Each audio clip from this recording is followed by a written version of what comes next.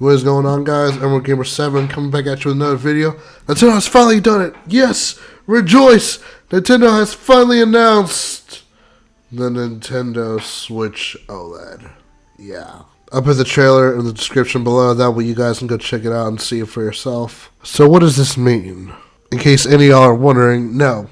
This is not the Switch Pro that I, or many people I know, wanted or needed. This is simply just a refresh, once again, on the Nintendo Switch, this time just with a fancy OLED screen, and also the screen is a little bit bigger than the current Switch screen. The current Switch screen is 6.2 inches. On this new Switch OLED, it will be 7 inches and be an OLED screen. Now, in case any of y'all were wondering, no. While the screen will look better, just because it's an OLED screen, it will still have the same resolution as all current Switches have, which is 720p resolution. It will just be an OLED now. Now, another welcoming addition to the Nintendo Switch is that this new Nintendo Switch OLED has a significantly better kickstand, because the kickstand on the current Switch sucks. Like, it's cheap. Like, no matter how you try to put it, it'll break, it'll fall. It's not real stable, but this time around on the Switch OLED, the kickstand is far more superior. Like, you can bend it and move it certain directions, and it'll stay in place.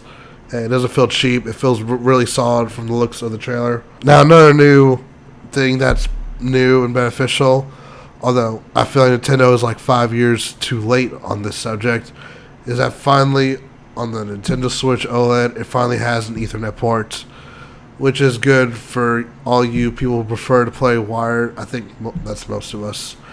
But now it finally has a port for all you players who love to play with a wired internet connection, which is infinitely better. It's just, I feel it's kind of late coming to the party 5 years later at this point. But, I felt like it should have been included on the base launch of the Switch model back when it came out in 2017. And the last thing that they included is now they bumped up the memory from a standard 32 gigabyte, so now it has 64 gigs. Yippee. For those of you people who actually still buy your games physical, you might be able to get away with this 64 gigabytes that will be on the console. But for those of you people who plan to go only distribution only and just buy and download your games digitally, you'll probably be able to fit, maybe if you're lucky, 3 to 5 full-size games without DLC, which means you're still going to have to buy eventually an SD card down the line to add more storage to your Nintendo Switch. And the Nintendo Switch OLED will retail for $350, which is fairly expensive. Because I'm just saying, for $50 less, you can go out and get you an Xbox One S, and that's a full AAA feature console.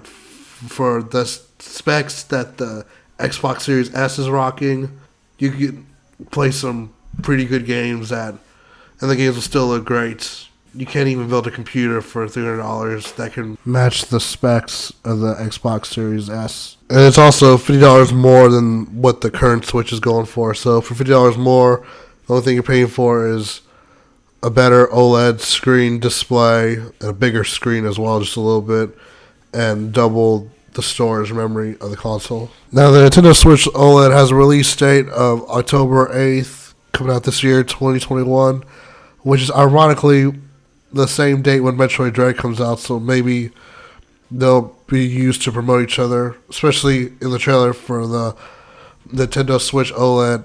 The very first game that was in the trailer was Metroid Dread. It looked pretty cool on the OLED Nintendo Switch, not gonna lie. Now, Nintendo, you have surprised and disappointed me once again. And I know you can't see me, but I am waving my white flag, and I have given up on the Nintendo Switch Pro. Now, you made your bed with this Nintendo Switch OLED. Now, you must suffer the consequences. Because, as you may or may not know, this Nintendo Switch OLED has the exact same specs as the Nintendo Switch and Nintendo Switch Lite. It has the same RAM, it has the same ancient CPU hardware in there. Just because I said I've given up on this Nintendo Switch Pro, quote unquote, that does not necessarily mean I'll be wrong. Knowing my luck, Nintendo will surprise me again, this time probably for the positive. And just when I've just given up on the fact of the Switch Pro, they will announce it and shock the world, and everyone will be hyped for them. Now I know why Nintendo's doing this. I know I've said this before in my previous video, and I'm kind of beating a dead horse at this point. They do not want to slow the sales down of the Nintendo Switch because the Switch has been wildly successful for them. Like I said, the Switches have already sold a combined 84 million units worldwide since it launched. But like I said in my previous video, I feel like the Switch has peaked. Like, they can't take it anymore unless they want to shoot for the stars and try to aim for like 100 million units sold, but which I feel it is possible, but they're just in the process also shooting themselves in the foot.